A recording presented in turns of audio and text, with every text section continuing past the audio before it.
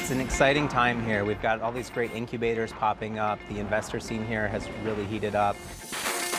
And I think most importantly, you've got some really interesting companies coming out of LA. Instead of having a frequent flyer program, we're actually building an airline around frequent flyers. We're trying to create a movement out here in Southern California to create the social good industry. It's kind of the industry that we live in, and we want to bring it here to Southern California. Entrepreneurship in general is really critical to California's success.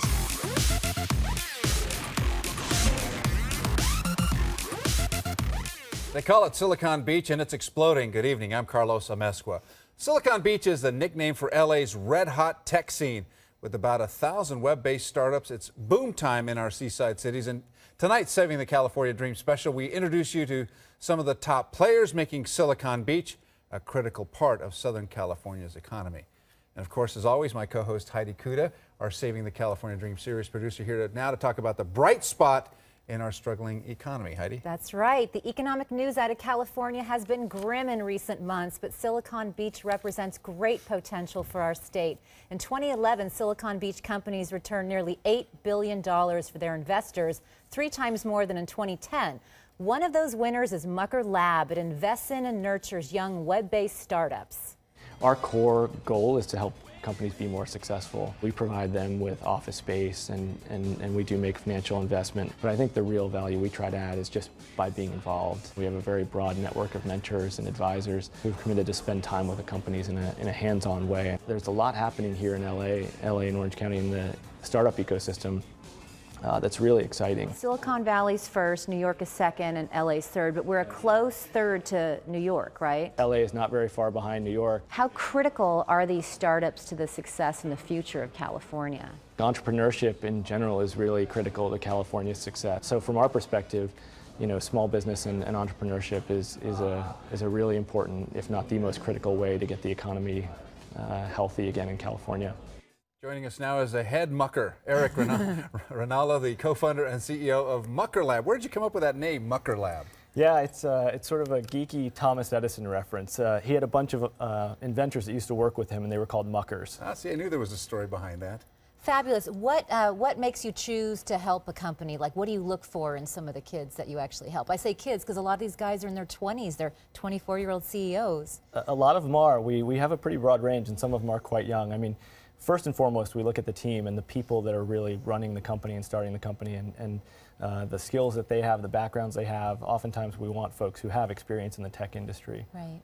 That's excellent. And also, how do you decide how much you're going to invest, or what are the things that you actually bring to the table for them? Yeah, so we do invest. We make a cash investment always, but what we do is we give them office space and access to a bunch of services like free legal support, design services, pretty much anything they need to help get the business up and running and then scale. We have a network of a few hundred mentors also and advisors that are experts in the industry that help them.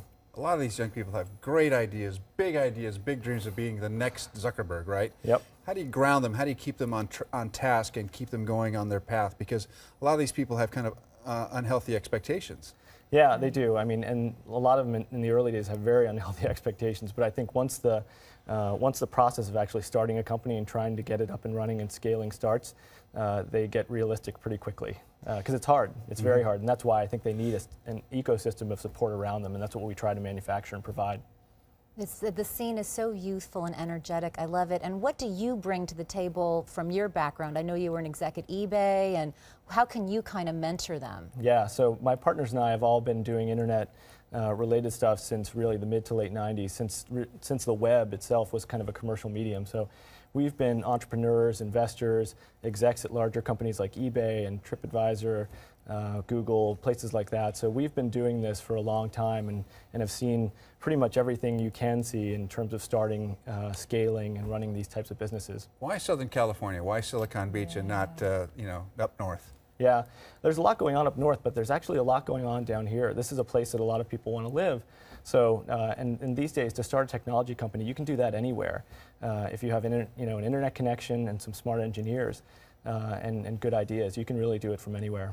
And sum up an angel investor so our viewers understand the distinction between like a venture capitalist and an angel investor. Yeah, so angel investors are usually individuals that are investing their own money kind of as a hobby or as sort of a side project. Small numbers, right? We're not talking millions and millions. They're like hundreds, 50,000. No, usually tens of thousands for individual angel investors. And then venture capital funds usually invest in the millions of dollars, and we're somewhere in between. Usually we invest either in the tens or in the hundreds of thousands of dollars as an initial investment, and then we'll follow on with more funding if the company is doing well and meeting their milestones. So benchmarks are very important to hit those benchmarks so that the money continues, right? Yeah, very important. I mean, a lot of what these early stages are about are validating the hypotheses around the businesses to make sure that, you know, what we think is going to be a great business or what the entrepreneur thinks is going to work really does work. So we create a lot of milestones. Excellent. So some excellent muckers working there with you.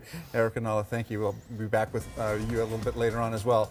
Some of the most exciting Silicon Beach startups are also the most innovative. Surfair.com is looking to change how we fly. If you tackle the hard challenge first, then you're ready to rock and roll.